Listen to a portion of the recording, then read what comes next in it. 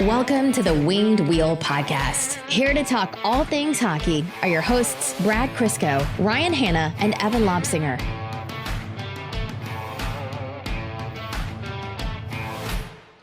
I'm pretty sure there have been a few rough Saturday nights in Evan's past where he took more shots than the Red Wings had on Monday.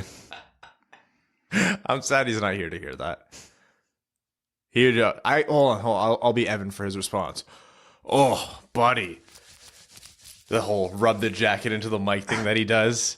If you guys ever hear weird noises, it's Evan. It's just Evan. He does this thing where he grabs his hat and then just like rubs his head, or like he has like one of those polyester like ski snowboard jackets, and he'll just. I just assumed those were made of tarp. And he moves, and it sounds like you're crinkling one of those bags of sun chips that they had that sounded like a jet engine. And I look at him, and he goes, "What?" He really is just a Family Guy bit at this point. Honestly, just one long family. That's why when he makes like good points in hockey, you and I just both are like, "Oh, right, yeah. Forgot you had those." And then the next day he'll be like, "Wait, Philpo's on the team?" Evan would have been absolutely out shooting the Red Wings. Man, that was a game. This return from the All-Star break has been appalling. The other night, Mel and I were at home and we were sitting, and usually when we know there's a game that I'm going to cover, we try to get some stuff done and make some dinner early, but we just got like talking, watching YouTube videos, doing nothing, and then it was like 6:45, and she's like, "Oh, we haven't even gotten started on dinner yet." And I was like, "Oh, let's just like start." So 6:45, we start. It's 7 o'clock. She goes, "Hey, I'll finish dinner. Like, go cover the game." And I was like, "It's all right." She's like, "What?" I was like, I had it playing on the laptop. I put the laptop in the kitchen. She goes, "It's important that you pay more attention." I was like, "I promise you, I'm not missing anything. I'm listening. I'm watching in a cursory way. I'm telling you, one team is playing hockey right now." I had to work late Monday, so I put it on at work. And by the end of the second period, we had the Leafs-Panthers game on. I couldn't anymore. I don't think the customers liked it. I don't think the rest of my staff liked it. It was... Oh, man. Yeah. And I was enjoying it so little that I couldn't justify pissing off everybody else, no matter how funny that would be to me. I'll gladly watch every Red Wings game I can. Like, genuinely, like it's Stockholm Syndrome this season, and you just keep reminding yourself. It's like when Adam Wilde from Steve Dangle's podcast said, like, I was listening to the Winged Wheel guys, and they just sound sad, and they just have to, like, embrace it, because you know you're going to be better. And you remind yourself of that, and it helps. Like, we went through 25 years of success. Hold on. This season? No. And that's the thing. We can put up with sucking for a few years. Yeah, you can be upset about the 5 years prior when you should probably have gone through this process in the first place, but we digress. But man, when you're actually in the weeds in it, like you're watching the second period of a game against the Flyers where like the only reason you're not down is because the Flyers just haven't capitalized, it is something. Yeah, I joyfully start every Red Wings game, and admittedly, I'm 50-50 be paying any attention by the end of the game at this point. Even if I'm home with nothing to do, I think I mentioned it last time, there's just points where I'll just like slowly devolve into my phone, and then oh shit, I missed 10 minutes. Yeah, I'm happy when Twitter picks up because I'm like, oh, something to do. Yeah, Twitter entertains me more. Twitter talking about the game entertains me more than the game. The memes are good. Quality memes coming out this season. Yeah. The last game was particularly hard to watch, but still did it. One thing I want to apologize to you, Brad, for is when we wrapped up draft coverage last season, because obviously last season was our most extensive pre-draft coverage and then post-draft recap. Like that was, probably March through July we were doing that stuff. Yeah, we should probably start sooner this year. Yeah. And well, it's almost March now. Technically, I think we started last episode. Yeah, and then this episode, yeah. It was. At the end of it, I said to you, I was like, "Oh, thank God!" Like that was just a grind. Like finally, we're done. I promise you, I will not complain this year. Because the Red Wings are not out of this rebuild yet. They won't be out of this rebuild, and we need something substantial to talk about. I will not complain this year about it. Honestly, if the Red Wings get second overall and pick like Stützle or Askarov, I'll almost be appreciative because that'll give us like a month worth of content. Oh, that would be great. Even if I don't agree with the pick, just the content Yeah. It'll sustain us. Well, thanks for listening to that diatribe. Welcome to the Winged Wheel podcast. I'm Ryan Hanna. I'm sick of this team. Myself and sick of this team are carrying it today. Evan's gone, but for very good reason. So we're keeping him and his family in our thoughts today. He'll be back soon, though. Those of you who are on Discord saw some Evan sightings on Discord, which was actually kind of funny. He went in there and was like, "Oh, today this thing worked."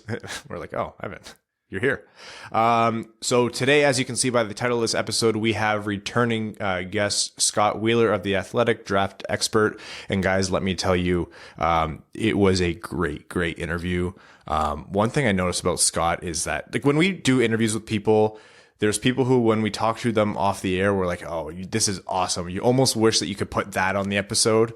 But then when you get them in the interview, they're good. Like, I don't think we've had a bad interview before, but sometimes it's like you do the interview and you can tell they only have what they have to offer and that's it. But when you get Scott talking about prospects and scouting and everything, like, if he could go, he could fill up our whole airtime and we'd be happy to let him do it. He has so much to offer, so I was really pumped to see that. Brad, I just noticed something. Daniel Rossi of RD Woodworking, sponsor of this podcast, who made us this custom table, went through all that effort for me to put a red Solo cup in, for you to put a candy wrapper on there. We're terrible. What you're talking about. We're terrible people. I don't know what you're talking about either. There's nothing in this Solo cup.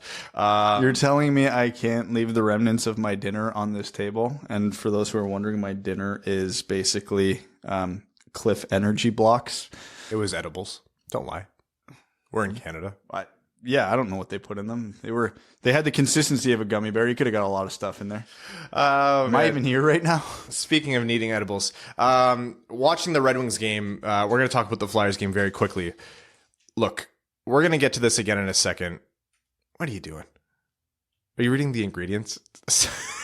We're going to get to this again in a little bit, but this game was a perfect demonstration of how no goalie in this league can save this team, because Jonathan Bernier stood on his head, put up a .933 save percentage. I believe he put up a .964 at even strength. And the game wasn't even particularly close. The Red Wings got, as we often say, walked all night. My one controversial opinion, my biggest controversial opinion I had on a recent Patreon exclusive episode, doesn't seem so bad now, does it, Ryan? That was my first thought. I was like, oh, I graded him too low. I graded Bernier far too low. I'm not saying he's the best player on this team right now. I'm not saying that, though. After Zadina got injured, he's absolutely playing like the best player on this team right now. I mean, even without. It sounds like hyperbole or just straight up sarcasm. Bernier should be in the Vezina conversation with what he's done with what he has this year. He's over 907 on a team where you could argue Madison Bowie is the second best defenseman, at worst third. Think about that. The Red Wings we talk about goal differential a lot. You guys know the Red Wings goal differential is twice that of the next worst, blah, blah, blah, blah, blah. The Red Wings are allowing, on average, if you put out an average Red Wings game, almost practically 4 goals a night. And Bernier's goals against average is sub 3. Below 3. That's good for a goalie on a good team. It's sub 3. The amount of goals he lets in per 60 minutes is below 3 on a team. That is absolutely wild. The 908 save percentage is hard to look at and say, oh, he's doing great. But this is a team that lets in 4 goals a night. You know how many shots you need to save if a team to get above a 900 save percentage if a team is scoring 4 goals a night? 36. 36. So I'm making up a metric here, but rate adjusted, he's averaging more than 36 goals or 36 saves a night if a team is scoring 4 goals. And if it sounds harsh to say, but just put his numbers up next to Jimmy Howard. Jimmy Howard, still a capable goalie, looks like an amateur on this team behind this defense, and Bernier doesn't. There's a reason Jimmy Howard has 2 wins. Jimmy Howard has been fine since the All-Star break. I think he's put it together a very like he's put together good enough games where the team should have been able to win if they were a half decent team in front of him. Yes, and he's put together 0 wins in that time. Yeah. So is Bernier, but His body's shutting down, Jimmy Howard's. Like, we can say that, and that's fine. He's well past when that should have happened. He's given this team a lot of overperforming years. But Bernier is by far, like, I would say orders of magnitude better and more reliable than him this year. And that's fair. That's fine. That's why they brought Bernier on, because they thought Howard can't stay forever. We're either going to trade him or he's going to have to retire because he's going to, wear out. And that's what's happening. Bernier put up a 933, has a roughly 908 save percentage, a sub 3 goals against average on a team that's allowing nearly 4 goals a game. And the Red Wings still got destroyed. They put up 16 shots on goal. They put up 5 shots a period and 1 bonus. That's 1 shot every 4 minutes of hockey, roughly. Think about that. 4 minutes to record 1 shot. And how many of those shots do you think were high danger? I'm guessing not many. In the last 8 games, is it? Alex Ovechkin has outscored the Detroit Red Wings. The Red Wings, having scored in the last 129 minutes, so that's 2 games in the last 9 minutes of the previous game. They've offered it. Look, we know this team is bad. It's a bad team, and then everyone's who's good is hurt on this bad team. This team's bad. I don't even get angry about lines anymore because what are they supposed to do? Matter. It doesn't. Literally, Blashill. It doesn't matter. What else can he do? Everyone's like, why is Bertuzzi on the third line? What does it matter, and what else can he do? There's no one left on this team. Everyone is hurt. This team is bad, and a goalie won't save them. Even if Howard and Bernier were putting up 933s most night, this team would still be probably the worst team in the league. 16 shots on goal. Absurd. Sean Tierney's charts where he ranks shots for, shots against. His chart goes down to, I think it's like 44 shots for per game and then like 68 against or something like that. In the shots for, Detroit's literally like their logo is 3/4 off of the chart. They are so far behind the rest of the league in terms of generating offense. I'm not exaggerating. You can only see about 1/3 of the logo. They are running off the grid. It must be so hard for him and like Micah McCurdy, who are trying to make like beautiful visualizations, and they have to zoom them out so much because so much there's precision. This chasm just to get Detroit on there. Yeah. Oh man. Well, there's only so many ways we can say that was a bad game. It was a bad game. Their next game is tomorrow. Some notable things. Gustav Lindstrom was called up, which will be really great to see him. Have his look.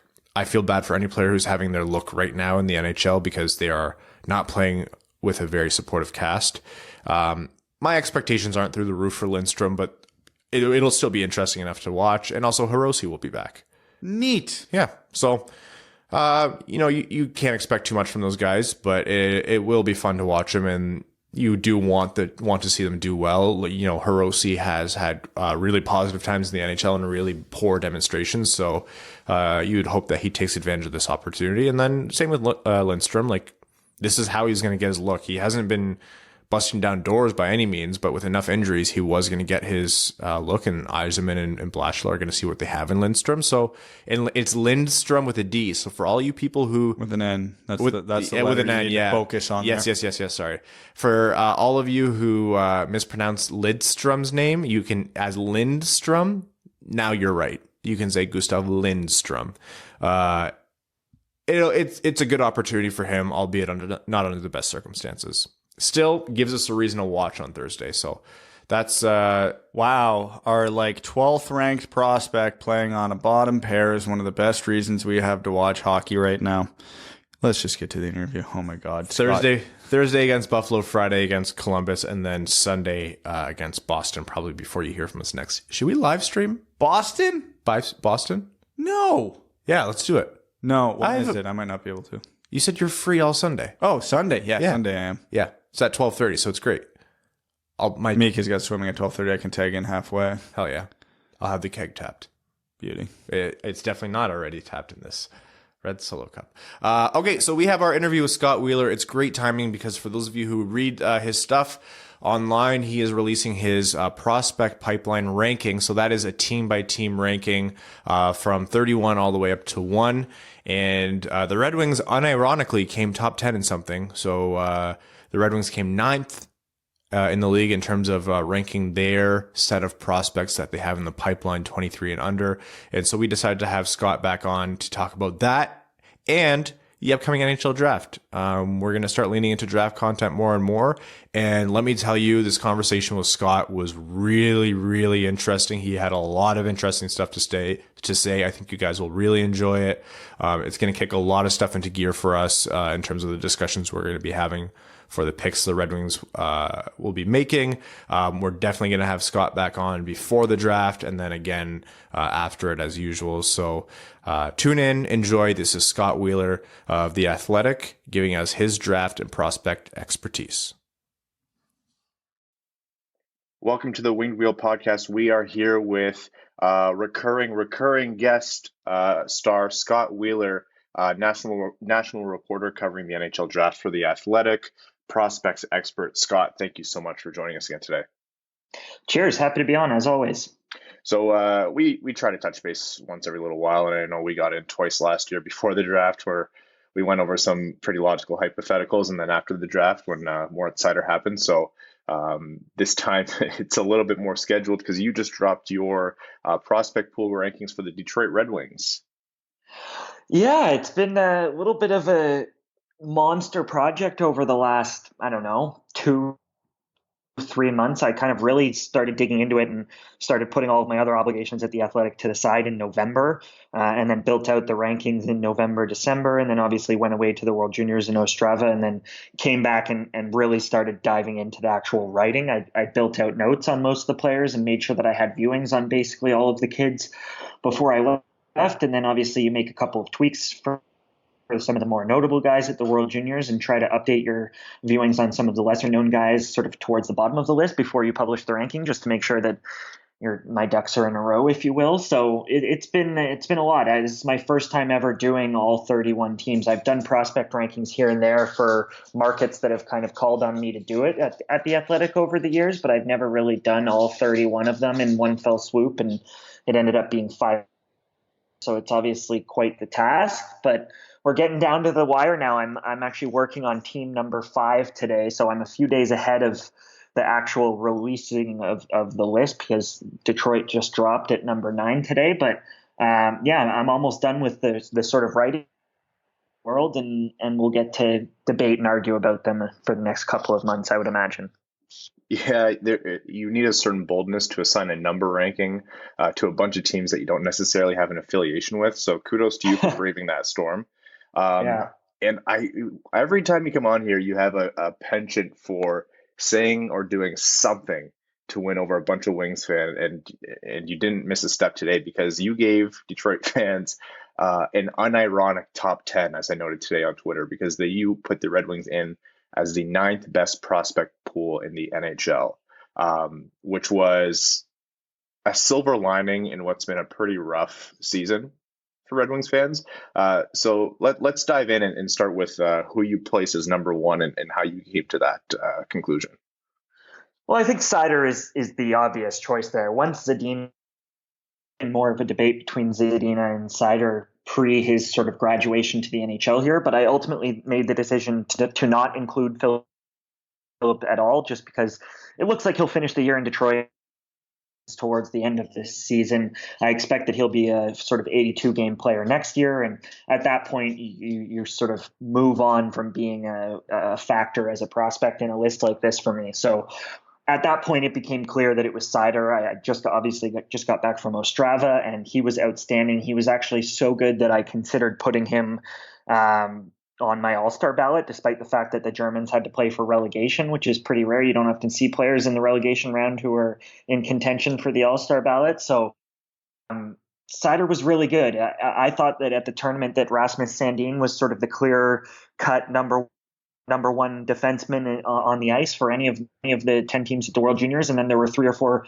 other players that I thought deserved real recognition in the sort of argument for that second place on the media all-star ballot. And Seider didn't end up making my sort of number 2 spot. I ended up using Igor Zamula, the standout from the Philadelphia Flyers. But Seider was great. I mean, he's been outstanding all year. He's played huge minutes with Grand Rapids, playing upwards of 30 minutes on many occasions. He actually told me that he has often eclipsed 30 minutes at the World Juniors when I chatted with him.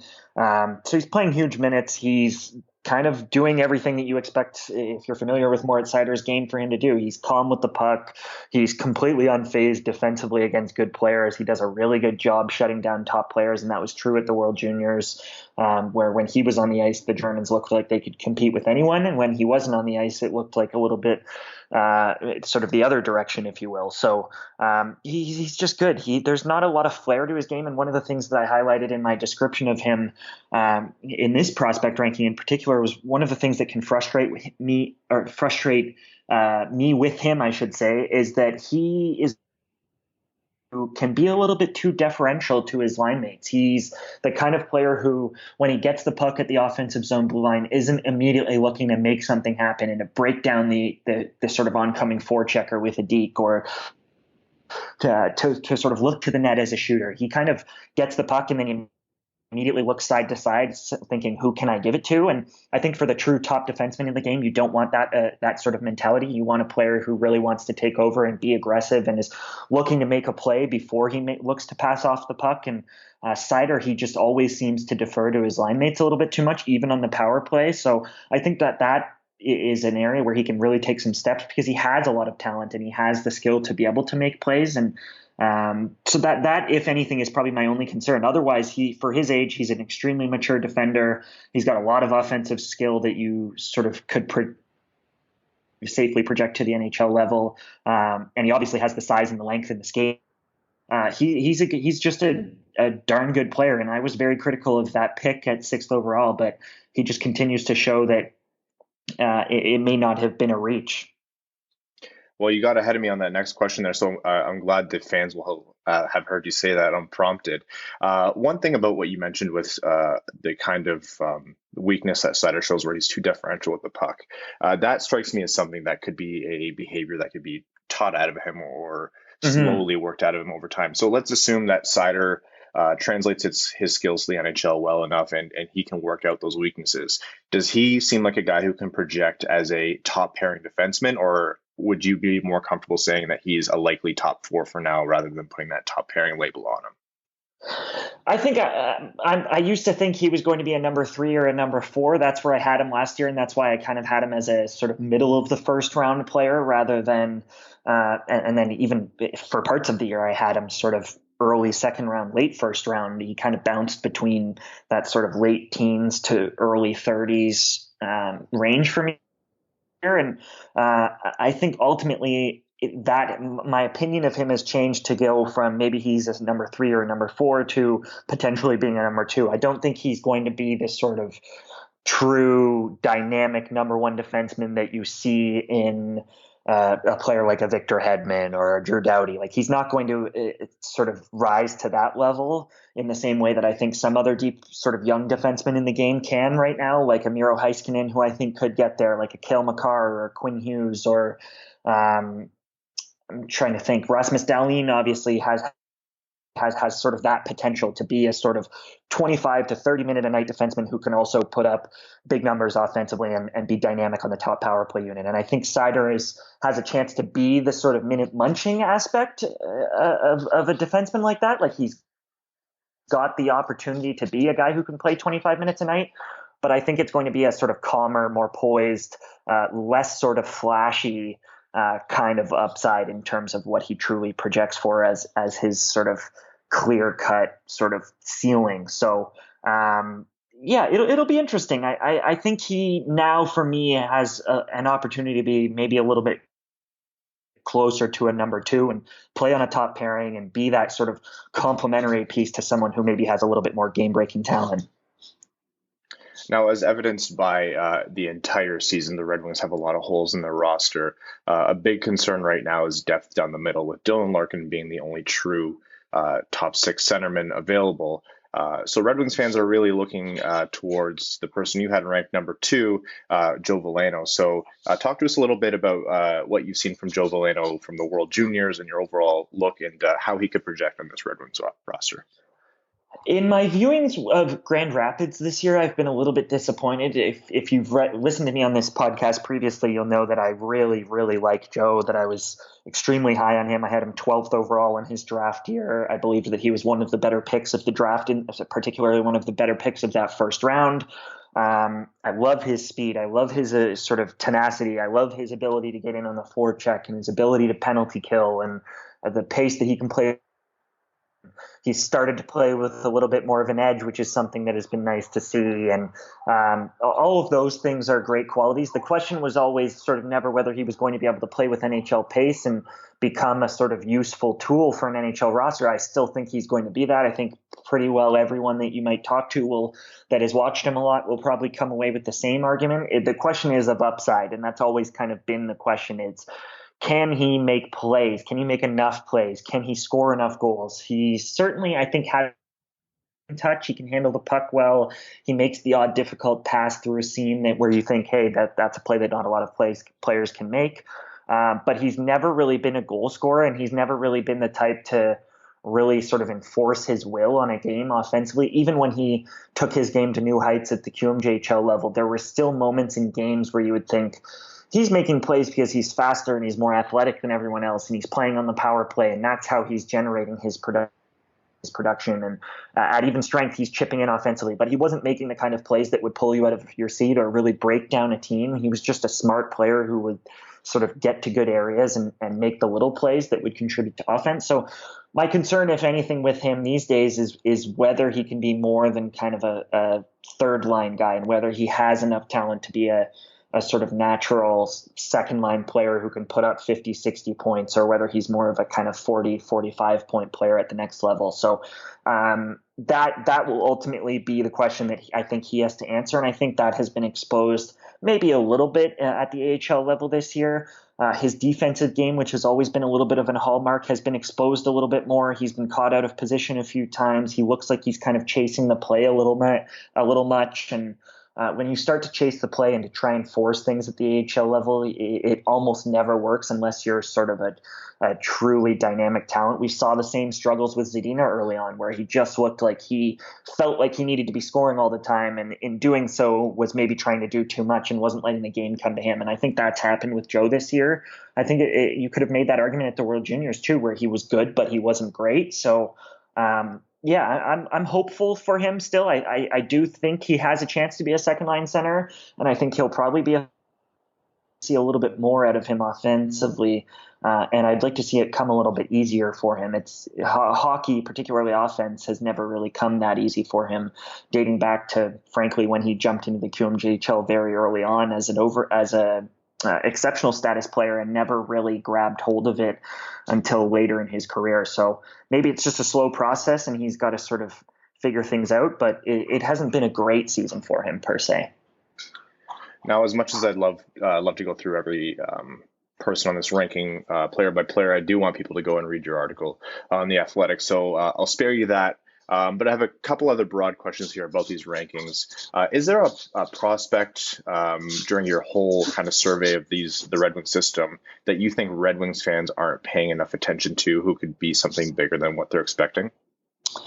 Oh, I think there are a few players. Obviously, Soderblom has kind of made waves, so I'm not sure whether he's someone who would kind of fly under the radar just because he's been arguably the best player in the Super League, junior league in Sweden. So he's a kid who's 6'6", borderline 6'7", and has great hands, and that's a combination. And I tried to really highlight that in my ranking, but that's a combination that is very rare. The challenge that players with his size often face is sort of stick handling in tight and handling the puck in their feet and coming out of the cycle with possession and stepping past a player with a sort of aggressive cut, and those kind of things often result in bobbles of puck size. So Soderblom's a player who I think is very intriguing just because it's extremely hard at his size to be an NHL player. There are obviously only a couple of players in the NHL every year who are in his sort of height and weight class. But he's got just enough skill where I think he's worth keeping an eye on.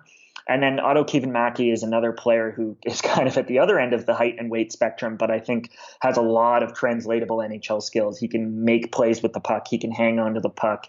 He doesn't get knocked around a lot, despite the fact that he's 5'8". So those are the two players who I think I'll be really interested to see on North American ice. I think they'll obviously have to prove themselves at every level. They're not so talented that they're just going to jump from Liga or the SHL into the NHL in a couple of years. So you're looking at 3-4 years away for both of those players. But I think if they come over and play in the AHL, I wouldn't be surprised if they start to have an impact fairly quickly. And then suddenly you've got some intriguing depth options there who offer you completely different qualities offensively.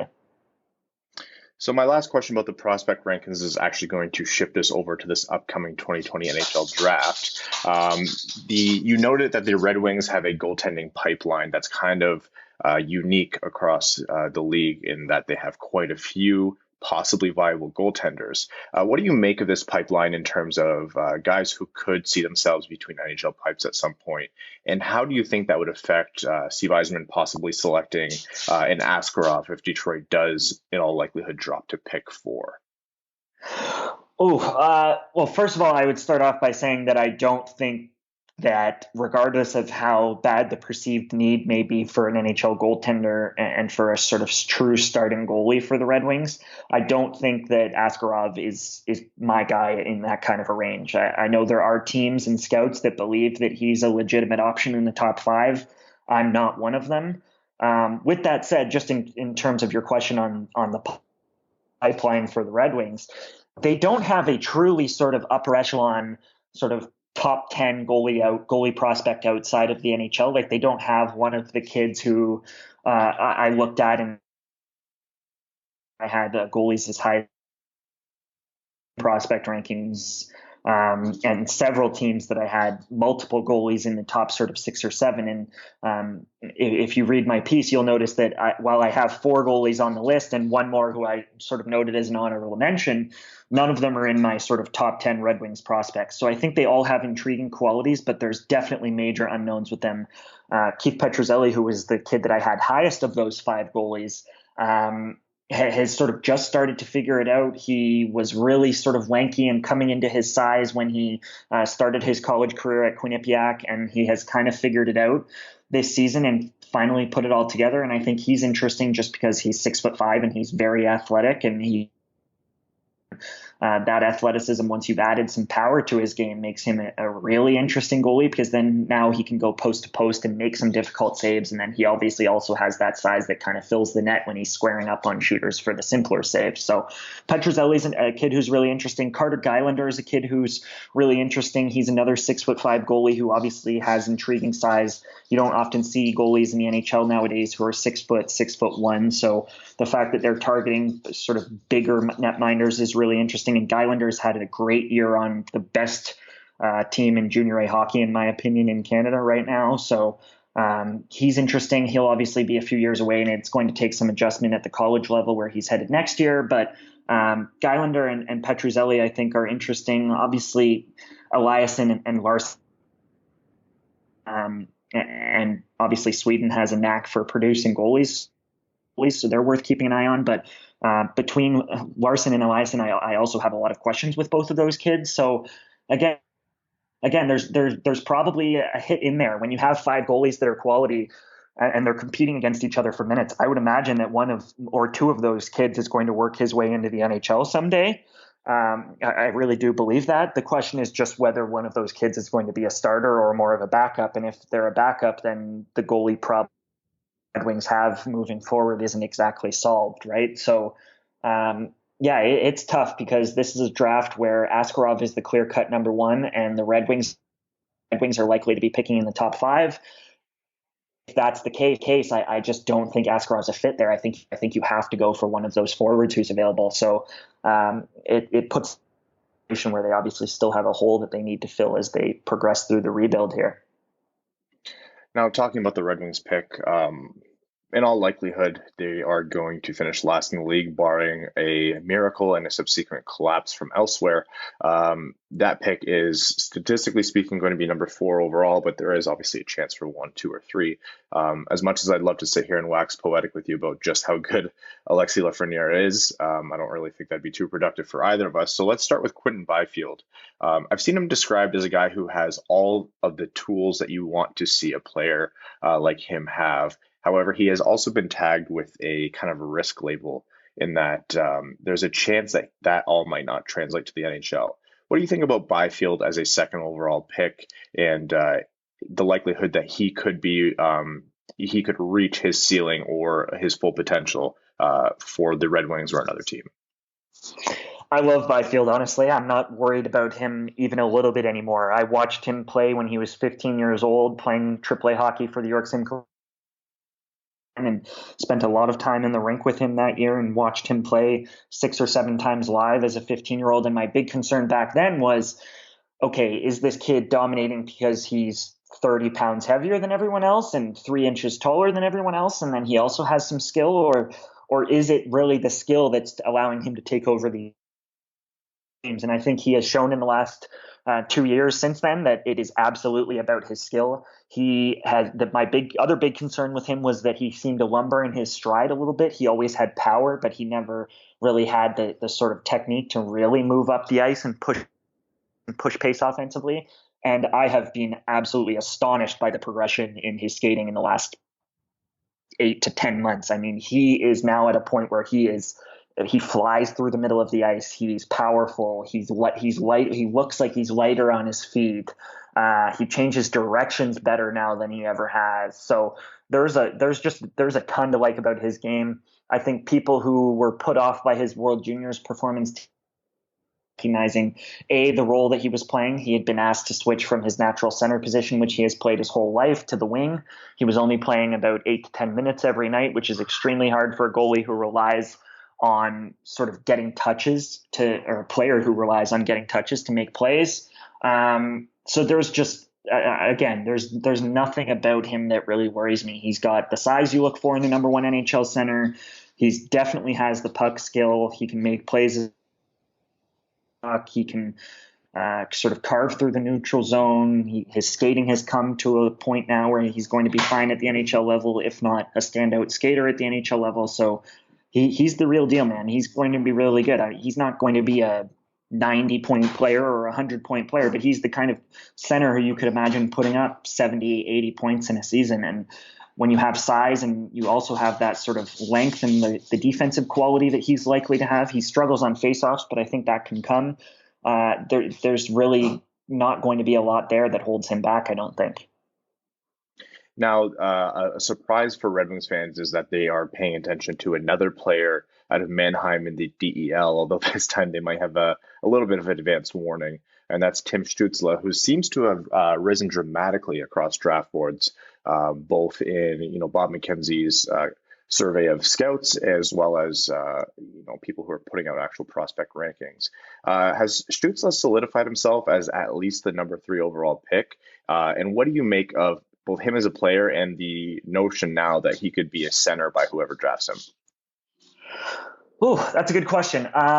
I don't think he has solidified himself per se as the number 3 pick, but he's right in that mix. I have believed basically since the beginning of the year that it's a group that runs from 3 to 9. So you've got half a dozen players who I think you could realistically make an argument for at 3rd overall. And if there has been some separation since then, and I would argue that there has been a little bit of separation in that small sort of group right after Lafreniere and Byfield, that he's right among the sort of 2 or 3 players who have begun to sort of pull away, if you will.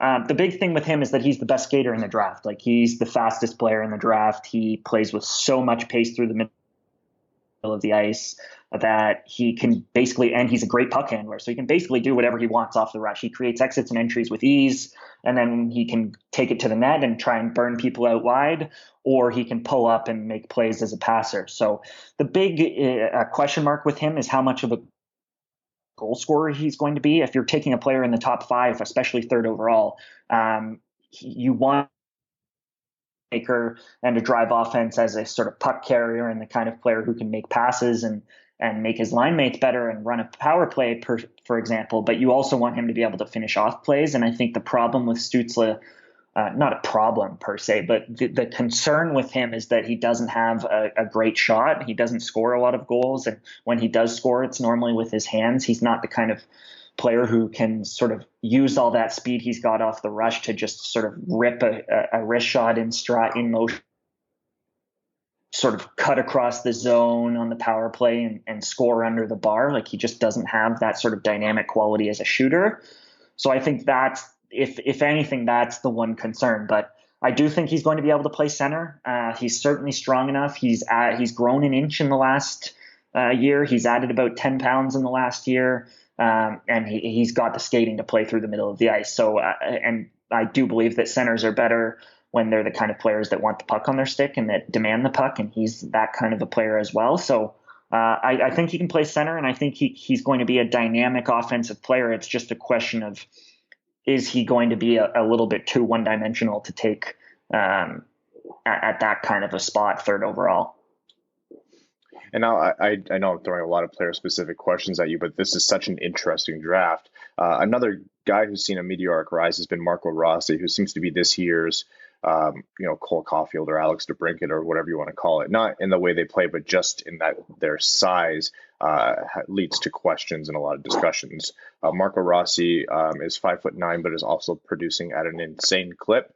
What do you make of him? Is he worthy of that kind of top 3 or 4 consideration? And do you think that he is being undervalued or undersold by scouts or people putting out prospect rankings? I would argue both of those things are true. I think he definitely deserves to be in that conversation, and I think he has been undersold dating back to last year when people started releasing their albeit very early lists. Last year, he was the kind of player who was always kind of a 15 to 25 ranked player. Like most scouts you talk to, both in the public and private sphere, was always a kid who was kind of viewed as a middle of the first round talent. And I used to argue with scouts all the time about how I was very confident he was going to be a sort of top 10, top 8 pick. And I'm a little bit biased. I actually lived with Marco for a week last year and did a big story on sort of life in a billet house, where I moved into a bedroom at his home in Ottawa and spent a lot of time with him and his billet family. And his dad was over at that time, and his dad was over with a couple of buddies, and I got to know the family. And I think that's worthy of noting, just because there's definitely a bias that was created there and a relationship that was built. But he has all of the tools you look for. He is, in my opinion, the best player in the OHL right now. That's including Quinton Byfield and company and some of the Connor McMichaels of the world who have already been drafted. I really do believe Marco Rossi is the best player in the OHL this year. And part of that is the fact that he's an older player in this draft. He's almost a full year older than Quinton Byfield is. But he has everything. He is the best defensive player the best defensive forward in the league by a mile. He's going to be a center, even though he's 5'9". This kid is built thick and wide. Like you cannot knock him off the puck. He's got a low center of gravity. He's absolutely jacked for his age. And he just makes plays everywhere. Like, he makes plays in the defensive zone. He makes plays through the neutral zone. He's dynamic on the power play. He's dangerous in traffic. He can score. He can pull up and make a play as a passer. Like, he gets knocked, I think, because of the height and the fact that he's a little bit older. But if he were in last year's draft having the kind of season that he's having right now, he would have been a top 10 pick as well. So he's a fun kid to watch, and I think he's going to progress fairly quickly to the pro level. So there's a lot of upside there for sure. So if Marco Rossi does end up in the winged wheel, we can't expect that we'll be inviting both of you onto the podcast the next time. I was just going to say you should have his dad on the podcast. His dad is something else, man. He's one of a kind. I will definitely put some feelers out there. Okay, so a question here about Jamie Drysdale, obviously the premier defenseman available in this draft. Where do you project him based on the other kind of gold standard defensive prospects that have come out in previous drafts? We'll include Seider in this for the sake of it, but I'm talking about, the Makar, the Hughes, the Heiskanens, the guys who are really making a name for themselves in the NHL. Is Drysdale on their level, or is this a different story? I think at the same age, he's right there, man. I mean, when I look back at the recent drafts, when I look back at Bowen Byram, Moritz Seider, Cale Makar, Quinn Hughes, I believed at the time was a cut above the Heiskanens and the Makars, and was a little bit higher on him. I was actually maybe a little bit lower on Heiskanen and Makar than I should have been in hindsight in their draft years. I believed that Heiskanen and Makar were both sort of that 6 to 10 range rather than the top 5 range that they ultimately went and ultimately deserved to go. So I missed on both of those kids a little bit, but I also thought that Quinn Hughes was the third best player in that draft. And I think that has sort of looked like he is. And I think he's maybe a cut below a Quinn Hughes and a Cale Makar in terms of where they are now and where they've ended up and where they're likely to be. I think both of those players have a chance to be number one defensemen, and both are basically number one defensemen as is right now, or damn close. Heiskanen's not far behind those kids, and I think if you look at those players and where they were at the same age, he's right there. I think he's probably a better player than Bowen Byram was last year at the same time. I think he's ahead of where Moritz Seider was at the same time. So he's an electric offensive defenseman. Like, he is, again, after Tim Stützle, he's the second best skater in the draft. He has the smoothest stride outside of, I don't know, maybe Quinn Hughes in recent memory. He's up there with Dahlin in terms of how light and effortless his stride is. Particularly side to side and on his crossovers. And he doesn't have the sort of big power strength that you see in the sort of Norris level defenseman. Like, he doesn't have that quality that a Roman Josi or a Victor Hedman has, certainly, but his skating makes him such a reliable defenseman because he's always on top of you. Like, he plays the most ridiculously tight gaps, and a lot of players who try to play gaps can get burned. Can be a real asset for them, but they can also very easily get exposed. And he just never seems to get exposed, even though he's basically glued to the puck carrier's hip up the ice. So he's got all of the tools offensively. He's smart with the puck. He's dynamic as a puck handler. He can score with his wrist shot. He doesn't have a big slap shot, but he can definitely score with his wrist shot when he jumps up into sort of holes and pockets in the offensive zone. And then his skating is world class. So yeah, I think he's going. It's tough to say where he's going to go, just because we almost always see a defenseman in the top 5 these days. So I wouldn't rule that out, but he's definitely going to be in that sort of top 8 or 9 that I talked about. Now, a question here that's broader about the first round, and I'm going to pick on Brad because he's not here to defend himself. A conversation we've been having is, do the Red Wings trade so-and-so for a late first-round pick? So let's say a Pittsburgh or a playoff team wants Athanasiou and they're willing to offer a late first-round pick. Do you do it? Without telling you what Brad and myself answer, what do you feel about the depth of this draft through picks, through the first 31 or 32 picks? And would it be worth giving up an actual player, a top 6 player for that? Or do you think this isn't the draft where it'd be worth kind of mortgaging that future? Oh, that's a tough question. I think it would have, again, it's hard to say without knowing exactly what that package would look like and whether there would be maybe something else added on to a late first round pick, or which team it is and which round they're likely to exit in, and the range of what that late first round pick might look like. But in terms of the actual depth of the draft, I can definitely speak to that. And I think this is a draft that runs about 20 players, of 20 quality prospects deep. Again, there's a major drop off after 9 for me, but then into the teens and into the late teens, it's really interesting.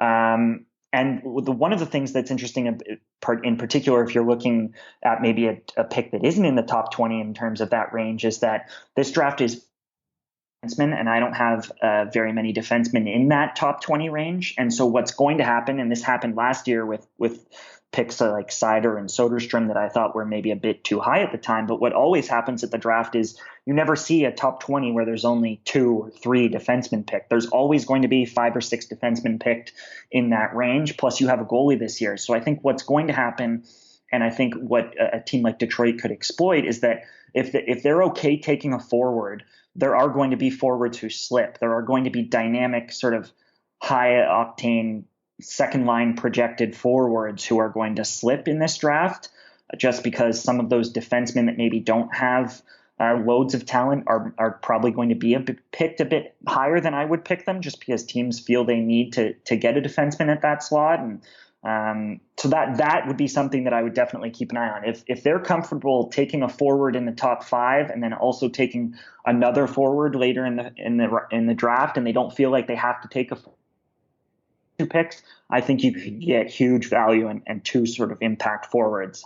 Obviously, that doesn't answer the question with Andreas and whether that's a worthwhile transaction to make, but I do think that there are, in the late first round, going to be sort of very good future NHL forwards available. Well, don't worry. We'll have plenty more opportunities down the road to ask you some more tough, unanswerable questions. For the time being, listeners, you know Scott Wheeler pretty well by now, but if you don't follow him on Twitter, it's at Scott C. Wheeler. You can catch his work on The Athletic. He is currently doing his team-by-team prospect pool rankings.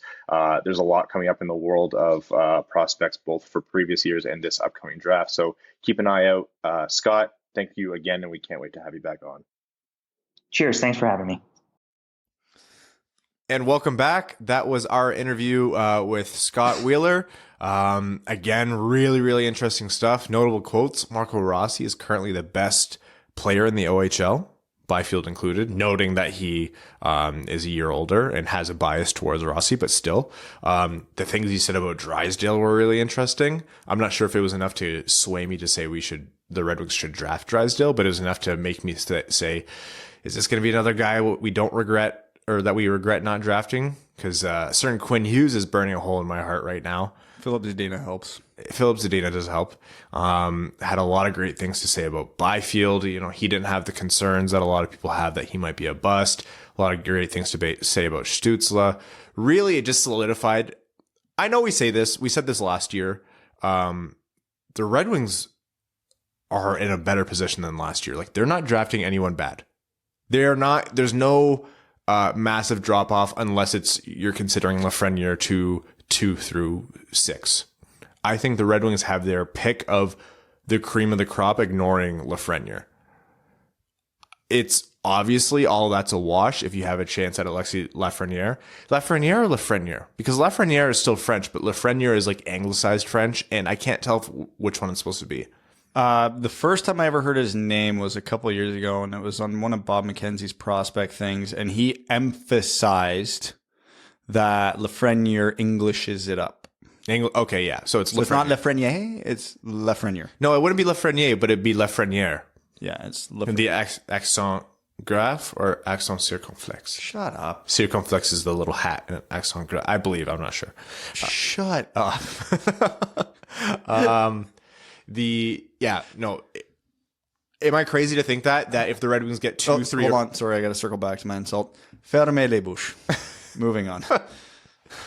Well, when we do eventually get credentialed and interview Mantha, you'll be a treat for him. How do I just say I'm sorry for everything you've gone through with this team in French? Let me think on that, because I'm going to think of the most embarrassing phrase that you can say to him. Oh, I've got a few that I can't say on here on the risk that we have French listeners. Oh, remind me to bring Mantha back up, because we found out some interesting news about him today. He doesn't look like a pumpkin anymore. No. Circling back, am I crazy to think 2 through 4, I feel the exact same for the Red Wings? Sorry, no, not the exact same, but I won't be as upset with 4 this year as I was with 6 last year. I still would prefer 2 versus 3 to 4. The best way I can put it, 1, we're all doing backflips, nobody's upset. 2, I'm the next most happy with, obviously, but that pick is going to come with the most anxiety for me, because I have legitimate concerns about Quinton Byfield. I still have Byfield at 2, though. 3, not that we can pick worse than 4, but 3 through 6, I'm thrilled either way. If Detroit's picking 4 and someone wants to jump up 2 spots and Detroit goes to 6, fine. Do it. Here's my hot take. Between Quinton Byfield, Tim Stützle, Marco Rossi. Are we going to have to get the table going? Yeah, maybe. Because you didn't even mention the guy I would take at 3 there. Lucas Raymond. I'm still high on the Raymond train. Between Tim Stützle, Quinton Byfield, and Marco Rossi, not in that order, the Red Wings have an opportunity at a number 1 center. Yeah, that's true. And that in my mind, if you can't get the game-breaking winger that's going at number 1, what a consolation. I heard someone compare this to... I'm saying I heard someone compare this. This very well might have been Scott. I did this interview with him yesterday. It all kind of melts together. But they said, like, I think it was Scott, McDavid and Eichel. Like, yeah, you got Eichel, and that's amazing. You didn't get McDavid, because that's a whole different level, but you still got Eichel. And if that's what this is like, devastating. Of course you want a McDavid. And not that Lafreniere is going to be McDavid. But if you get an Eichel out of it, can't be sad. We're not going to draw too many comparisons to Buffalo right now. What's in the box? Yeah. It could be anything. Even in Eichel. Well, I don't know. You can have a Quinton Byfield, or you can take this mystery box. What's in the box? Shut up, Lois. It could be anything. It could even be a Byfield. It could be a Madison Bowie. Do you like that one? Yeah? Is that upsetting for you? As if Madison Bowie would drop to second. Okay, circling back to before we talk about Bernier again, because I will bring him up, Anthony Mantha. I speculated about this before. His fall was awkward because he kind of fell on his side and his head in his scuffle with Muzzin, and when Muzzin took him down. For the Toronto fans listening, feel free to keep yelling at me. Send me the DMs. I really don't care anymore. His rib did break and puncture his lung. He had a punctured lung. Ow. Yeah. Good news is that once you're healed, there's not long-term lasting damage. Someone asked me that. So that's not something that the Red Wings have to be concerned about. He will only come back if he's healed, but he said it could be as soon as mid-February, which would be a nice thing for the team. It's like a week from now. Yeah, well, 10 days. So a week and a half. If you're going to get exact about it. Well, actually, 9.5 days. There's 29 days in this month, so 14.5. February, he can come back on February, Valentine's Day and a half. Have you made your dinner reservations yet? Married with kids, buddy. You know what I don't have? Kids go to bed early, we're happy. You know what I don't have? Guess. Kids. Hey, how'd you get that? Well, you have Abby. That's true. Who loves you, so maybe you should just take her. No. Do you want my dogs? You can babysit them for a week. No. God, no. You sure? Yes. I would actually babysit your dogs, but I've seen Ollie pee places, and I like my rugs. He hasn't peed in the house in like a year, dude. Well, not since he came down in the basement and we kicked him out. I think he was angry at us Yeah, that time. I think he was legitimately me. making a point there. What were we talking about? Okay, Mantha could come back mid-month. And I was like, that's a nice boost. Some people were like, why does it matter? This team's not going to win anyways. I'm like, why do you guys keep reminding me? Obviously, this team's not winning anything. They're going to come in last. We know. We just need reasons to watch. That's all I want at this point is reason. If Detroit had the exact record that they do right now, but they were losing every game 7-6 instead of 2-0, I wouldn't be nearly as, I'm not even going to say angry, as apathetic as I am right now. Because not only, I've said it so many times, and all the charts prove it, not only are the Red Wings the worst team in the league, they are the most boring team in the league. They play the lowest event hockey in the whole damn league. Give me Anthony Mantha clap bombs from the top of the circle, and it does something for our entertainment. Clap bombs, Furk moms, That's what we want. Yep. I'm sorry. I'm really sorry for saying that. I didn't mean it seriously, but it sounded so stupid coming out of my mouth. I'm very sorry. Sarah on Twitter was like, I just want Mantha to score the game-winning goal against Montreal. I want Mantha to score the game-winning goal against their next game against Toronto. In the next game against Toronto. Because right now, Toronto just lost tonight to the Rangers, and they are genuinely in danger of missing the playoffs. And if after everything that happened, and after the Toronto fans said and did what they did to us in our mentions and our DMs after we implied that Muzzin was at fault for what happened to Mantha. Don't you put that evil on me. I was sick for that episode. I am liable free here. Liability free. Liability free. You troglodyte. Listen here. That's a $5 word. If after all of that, Mantha's goal is what makes them miss the playoffs, look, I love Steve. I genuinely love Steve. And Steve's a good enough friend where I'm like, no, I want Toronto to make the playoffs so Steve has something to be happy for. But wouldn't that be so sweet?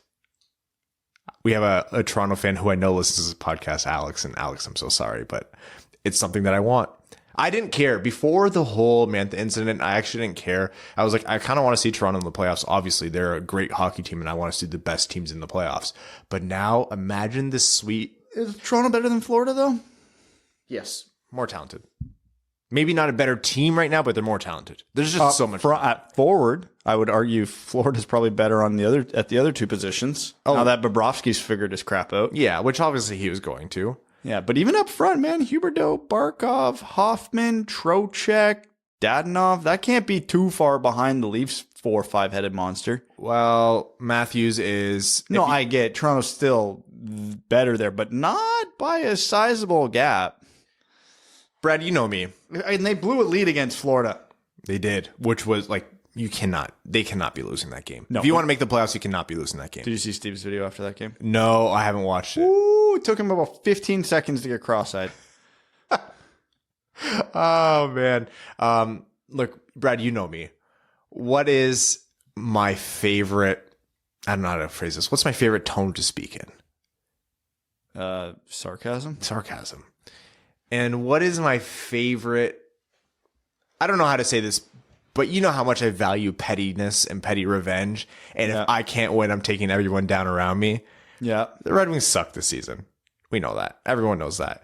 After what happened with the Leafs and Mantha and how their fans responded and the crap that we took, not all of them. I mean, Steve was great about it. A lot of people were pretty great about it. And like, you can disagree with what we said and think we're wrong without doing or saying the things that people said.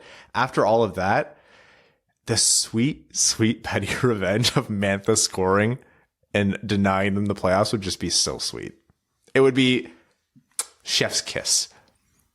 I really need to make like an audio overlay for that one day. It sounds like too much effort. For you. For me, I meant to say, and I said it wrong. Anyways, moving on. I made a point on Twitter that I want to talk about with you here, Bradley. No. Bradley, yes, we're going to talk. I'm tired. Well. Am I going to have to think too hard? Yes, always. Your bar is very low for that. Buddy, you have no idea how low that bar is. If I'm thinking about anything other than what time I'm going to fall asleep and what I'm eating after 9 p.m., I'm upset. Jonathan Bernier has posted the stats that we talked about before. A .933 save percentage the other night, a .964 in even strength. The team got dominated. That tells me two things. One, it's exactly why I don't want to take Askarov at 4, because no goalie will overcome all of the holes in this lineup. And I think you can much easier find a goalie through free agency or even trade or even through the goalies you have in your pipeline in case you hit on one of them, rather than trying to fill all those holes at once. Because if you don't fill those, no goalie will win. Number 2, and more immediate, does Jonathan Bernier have trade value now because of how well he's performing on a terrible team for teams looking for goalie depth? Because as we've seen, if you want to win the playoffs, you need 2 viable goaltenders. He absolutely would have big trade value right now, probably as high as a 2nd-round pick, because he's a goalie performing exceptionally well at a very good cap hit for a low-end starting goalie with a year left on his contract. So you get some term on there and a reasonable amount of term. But if you're the Detroit Red Wings, you absolutely cannot trade him unless that return is insane. Because right now, he's their only option to start next year, unless you are super confident that you are getting someone in free agency. They can sign a laner. They can get a lot of different people. Imagine a trade with Toronto where you say, all right, give me a 2nd in Hutchinson, and I give you Bernier. So here's the next question I have for you, and I've been putting a lot of thought into this, and I haven't fully formed an opinion on it yet, which is why I haven't brought it up on the podcast. But given that you brought it up, it's worth mentioning. Bernier doesn't have a long track record of success, but he's always been at least okay, and he's had many flashes in his career of being really good like he is now. After next season, he'll be about 31, I think, 31 or 32 years old. So not... Oh, that's younger than I thought. Yeah, I don't think he's going to be super old. Are the Red Wings better off riding out the rest of Bernier's contract and then extending him to what will probably be a very reasonable cap hit for another 3-4 years, and he's their starting gap goalie till a Petrocelli, a Larson, who the hell ever in their system is ready? Or are they better off throwing $7 million a year for 6 years at a Robin Lehner or a Jakob Markstrom? Because those are essentially their two options, right? The first one that you mentioned. I would much rather extend Bernier shorter term, lower money. And Petrocelli is not someone who we've talked about a lot right now. He's doing great in NCAA D1 hockey. Because he did very bad and poorly in his first 2 years in the NCAA. And this year he's been phenomenal. But I think right now there's more value to an extended at a reasonable cap hit Jonathan Bernier than I think there is for a second round pick. Because the Red Wings, and I think someone else brought this point up already. If not, I'll make it now. There's a contract limit for NHL rosters. You can only have 50 NHL contracts on your books, and the Red Wings have had the most draft picks in the NHL over the last 3 years. They can't keep all these picks. Eventually, you have to start turning these picks into NHL players. So Bernier is an NHL player that would have some value, potentially as far out as when the Red Wings are getting back into the playoffs. That's got to be more valuable than a second round pick. And keep in mind, Bernier would be traded to a contender, so we're talking late second. If someone offered pick 32 right now for Bernier or 33, I would take it. 100% would take it. But that's not the reality of it. And statistically speaking, second round picks, even good high second round picks, have about a 44% chance of ever playing 200 games in the NHL. I'm very strongly in the camp right now of keep Bernier. Look, Bernier's done well for this team and he's played lights out, and I'm very comfortable assuming Jimmy Howard either comes back at an absolute minimum or more likely in my mind retires after this year when his contract is up. I'm happy for Jonathan Bernier to take his role, extend him for another 3 years, give him $4 million a year if you want, give him $1 million raise. Extend asterisk, he also has another good year next season. Yes. But I will say this, and this is going to sound mean and kind of like a downer, but that I am those two things. He didn't do anything so unique that they couldn't find it elsewhere. And I will go even further to say what he did for this team is good and it's great and very happy for him. And as a fan, we're appreciative. It wasn't even necessary though. No. Because the Red Wings, and again, I mean, and I'm a downer, they're not out of this rebuild yet. And they're not going to be out of this rebuild next year. And the year after is like, you can't project that solidly. We won't be so arrogant to say that the year after is also going to suck, but things would have to change for that to have a different outlook. Right. So do you really care so much about a winning goalie? I'm not next year. No, I could give a crap. We could throw you in net next year for all I care. Yeah, I got a good reaction time, but I'm scared of pucks. So. But the question I ask in my head is, are we going to find a cheaper option on the free agent market that's going to come in for the same money or less than Bernier? And the answer that I'm pretty comfortable saying is no. No. Or you take a flyer on Pavel Francouz. Right? Why not? But he's putting up pretty good numbers on a loaded team right now. So that could absolutely blow up. So what though? So what? Because you don't have to worry about that for legitimately 3 more years. No. You don't need a winning goalie for another 3 years. Maybe. On this team? We've seen teams turn it around faster than that. I'm not, not, yeah, I'm yeah, not, that's credit to you. You're right. I'm not saying that's likely here, but you cannot. Okay, if Steve Yzerman came out in a press conference tomorrow and said, yeah, we're still going to suck in 3 years, man, even me as one of the more pessimistic, like realistic Red Wings fans, I'd be pissed. Like, I'm like, no, I get this is a rebuild. If you want to suck this year, good. This is the 4th year in a row we've missed the playoffs. That's fine.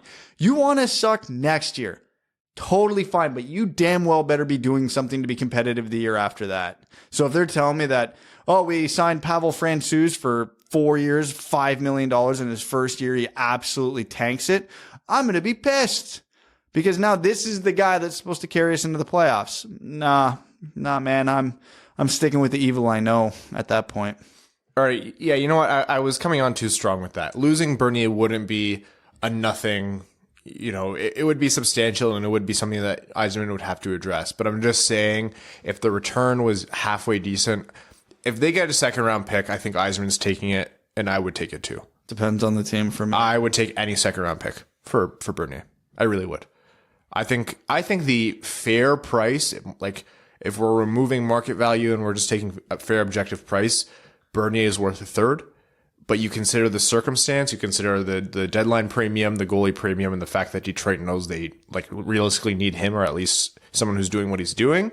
You set that price at a second round pick. Teams won't be keen to pay it. I don't think they'll get it, but still. I'm just going to pull up upcoming goaltending free agents here.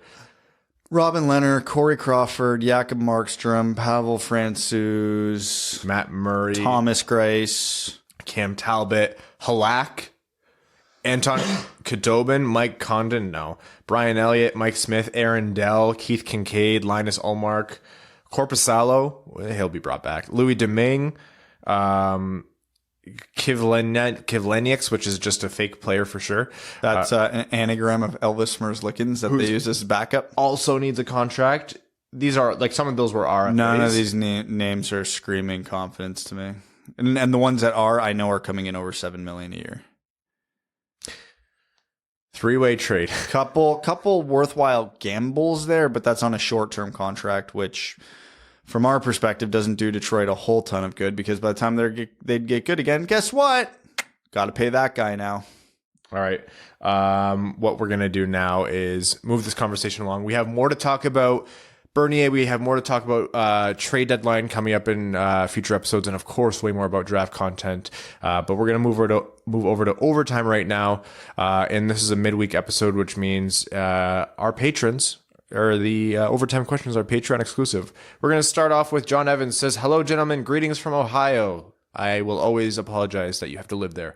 Been reading about Buddhism to try to get through the season. Did you know that existence is pain and suffering? Comes from desire? Who knew that the Dalai Lama was a Wings fan? But the point of my post is to ask you something. What's the worst way to lose? Are you more heartbroken after your team loses in overtime, or does it hurt more to lose 5-0 and never have a chance? It depends on the context. Yeah, right now, overtime, because it's a needless point for the standings that the Red Wings don't need.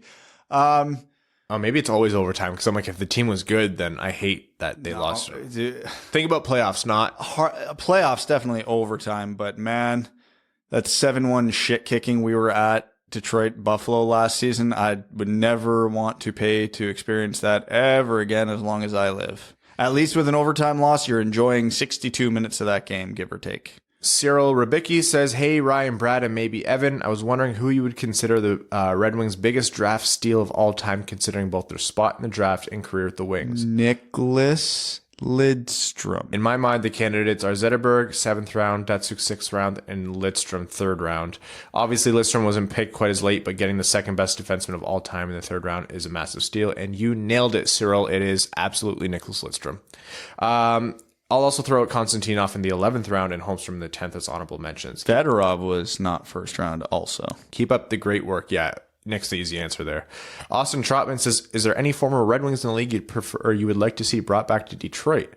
For skill or sentimental reasons? Both. Gus. Yeah, Gus and Tatar I love. And Tatar's on pace for like a 70-point season in Montreal. Gus was my favorite. I miss Gus. Joseph Delia says, sup, my dudes. Stevie was drafted where? That's right, 4th. Where will the Wings be drafting this year? That's right, 4th. It's going to happen, and we got to get used to it. But Peterborough doesn't have anybody worth drafting. Let's say the Wings make the finals in 5 years from now. Who's the team in the West that makes it? Thanks, my dudes. 5 years from now. So basically a team that's best built to be good long-term. This could actually be fun, because I would say Colorado. Yeah, Colorado is built to be good long-term. Yeah. Maybe in 5 years, Edmonton makes it. Good joke, right? Connor McDavid is capable of going Super Saiyan, more so than he already has, because that's about the only way. Crosby did that enough years until it stuck. He had Malkin, but and Draisaitl. Yeah. Draisaitl's a game-breaking center, and he plays on their second line. Yeah, but Draisaitl isn't Malkin. No, Draisaitl and Malkin is prime. I don't think you need to be. I think Draisaitl McDavid is this generation's or Draisaitl McDavid is this generation's Malkin Crosby, and there's going to be arguments for which tandem was better, and I think the answer is obviously Crosby Malkin, but both sides would have an argument. Jacob Charlip says, hey guys, as this season has somehow gotten even worse lately, let's go to pretend land. Say all of our young core, including prospects, came into the organization at the same time. Who ends up with the C's and the A's? Do we get Captain Mo Sider? Keep it up. You guys are the best. Captain material, the three, like if we're just looking at their intangibles, yada, yada, yada, I think the three candidates there are Sider, Larkin, and Vilano. Yes. Honorable mentions to maybe a McIsaac. Nah. Soderblom, who Scott was huge on. So Lars, you're going to be pumped about that, or you were pumped about that. Rasmussen's that Jonathan Toews type leader type. Could see that. Woodson says, hey guys, love the pod and I look forward to it each week. With the Wings calling up Lindstrom instead of Mo, do you think Detroit is planning on Mo playing in the AHL the entire season and we have to wait till next season to see him in Detroit? No, I think he'll get his look and it'll be closer to the end of the year. There's no reason not to at this point unless they just want to get him in a groove. Haroon Khan says, hey guys, just saw the lineup ahead of the Buffalo game in practice and I see Abdelkader on the second line and Ernie and Perlini rotating in and out. That's not all. I see Bowie and Daly in. This is exactly the kind of problem Red Wings fans are tired of. Abdelkader hasn't registered a single point in 3 months, and somehow he's on the second line playing the position of boat anchor. Daly is another train wreck who provides nothing to the fans of this team other than a throbbing headache, and he gets put in instead of Bowie, who's significantly younger and has some offensive ability to chip in. Why? That's a great question. Why? Don't forget, you missed Helm on the first line. So, just a fun little follow-up to when these lineups were posted. Brock Sagan from the Daily Faceoff tweets the lines and all that, and it has, I forget what the statistical analysis behind it is, but it has like league rankings for each line behind it. Like this is the 20th out of 31 first lines in the NHL. Detroit's line rankings with the combos as such were 31, 31, 22, Whoa. and 28. He goes on to say, someone please explain why Perlini isn't on the second line. We know Abdelkader sucks. What we don't know is if Perlini is something. I think Blashill has shown that what he is as a coach far too many times, and this guy has got to go. Like, I can't watch Abdelkader on the second line.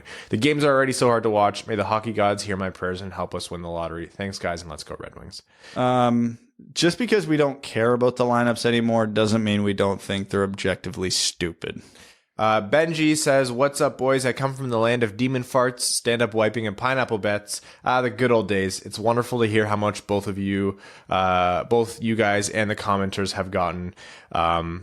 It would drive me crazy when the Wings would make a trade and then there would be 15 comments of people asking what you guys thought about the trade. I think he meant how much better we got and the commenters got. Let me tell you how much we appreciate that too. Yeah. Like, come on, people. They have a hockey podcast. Of course, they already talked about the trade.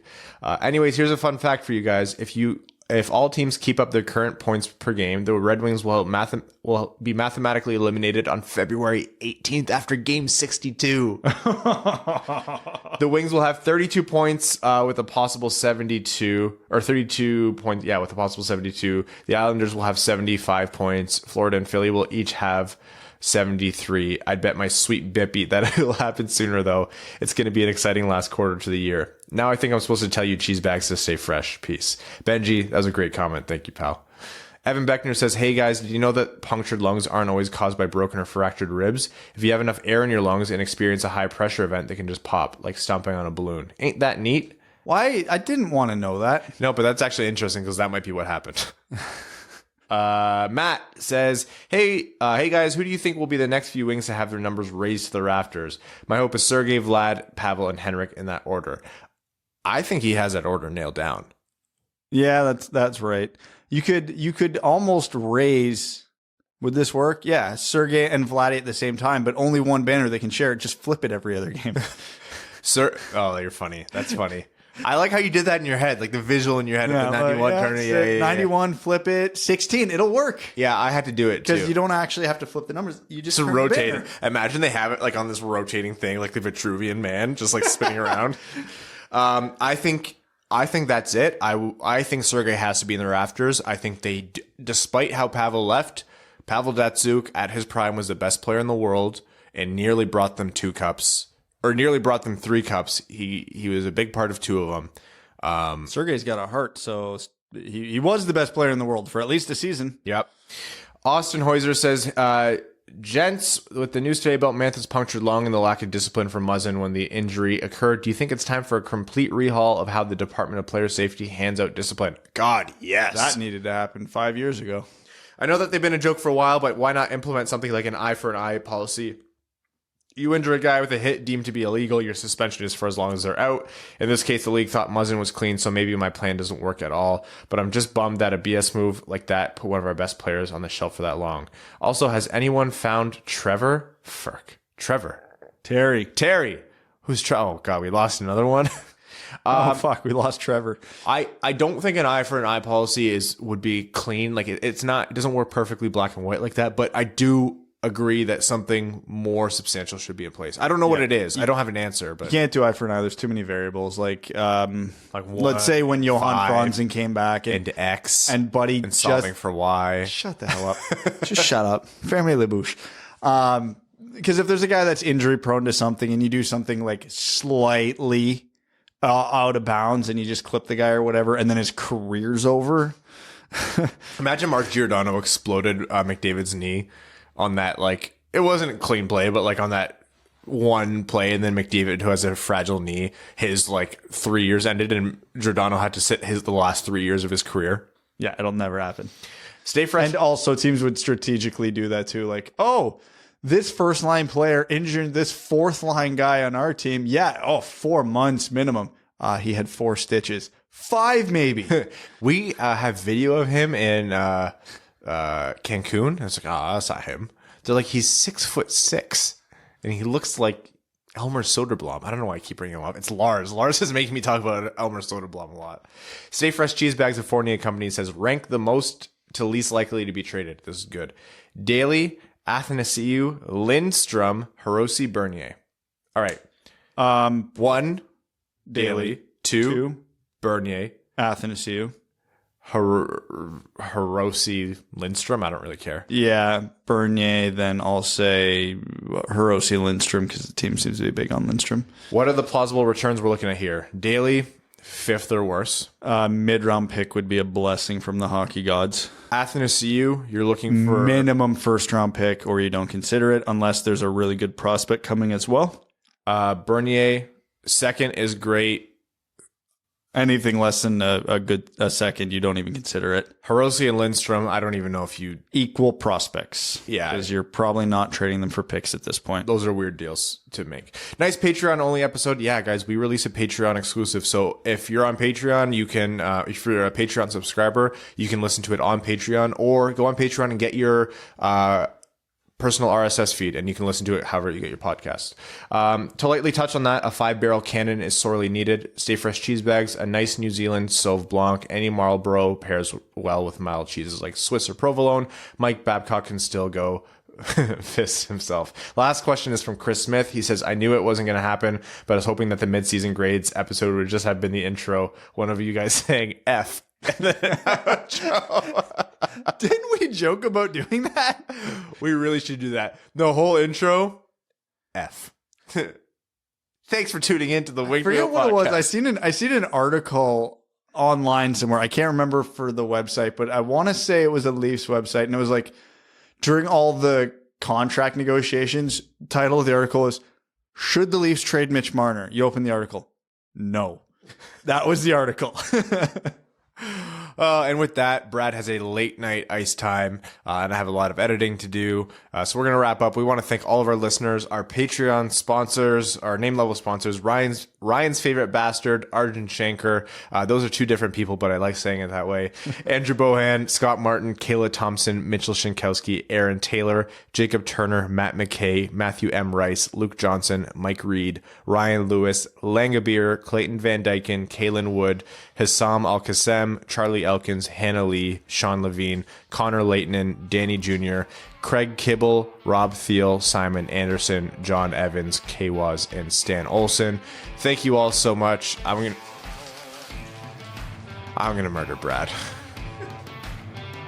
Thanks for tuning in to the Winged Wheel Podcast. Be sure to check out wingedwheelpodcast.com, where you can subscribe to the show on iTunes, Spotify, or wherever you get your podcasts. You'll also find links to other ways to support the show, such as Patreon, official podcast apparel, and more. And don't forget to follow the show on Twitter at Winged Wheel Pod. And of course, the hosts at Brad Crisco, at Ryan Hanna WWP, and at Hockey Town Evan.